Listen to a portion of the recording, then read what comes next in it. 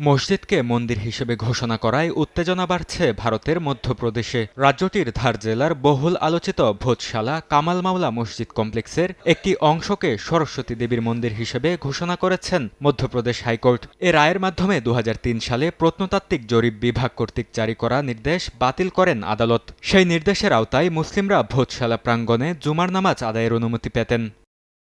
ভোজশালার সংরক্ষণ ও তত্ত্বাবধানে এএসআইয়ের নিয়ন্ত্রণ বহাল থাকবে বলে জানিয়েছেন আদালত। তবে ধর্মীয় আচার পালনের অধিকার হিন্দু পক্ষের কাছেই থাকবে। একই সঙ্গে মুসলিম সম্প্রদায়কে পৃথক স্থানে মসজিদ নির্মাণের জন্য রাজ্য সরকারের কাছে জমি চাওয়ার পরামর্শ দিয়েছেন আদালত। এখানে সংস্কৃত শিক্ষা কেন্দ্র ও সরস্বতী দেবীর মন্দির থাকার ঐতিহাসিক ইঙ্গিত পাওয়া গেছে বলেও উল্লেখ করেন বিচারপতি বেঞ্চ।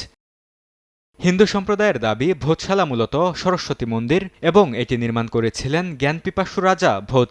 লন্ডনের ব্রিটিশ মিউজিয়ামে সংরক্ষিত সরস্বতী দেবীর প্রাচীন মূর্তিটি ভারতে ফিরিয়ে আনার জন্য সরকার যেন আনুষ্ঠানিক উদ্যোগ নেয় সে বিষয়েও নির্দেশ দিয়েছেন আদালত।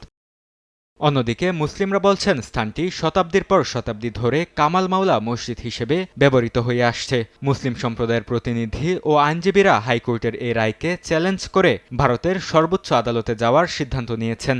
অল ইন্ডিয়া মুসলিম পার্সোনাল ল বোর্ডের পক্ষ থেকে এই রায়ের তীব্র নিন্দা জানানো হয়েছে এবং আইনি লড়াই চালিয়ে যাওয়ার ঘোষণা দেওয়া হয়েছে।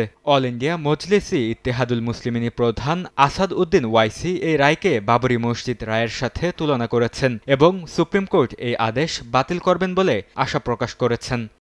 বরকতুল্লাহ, সময় সংবাদ।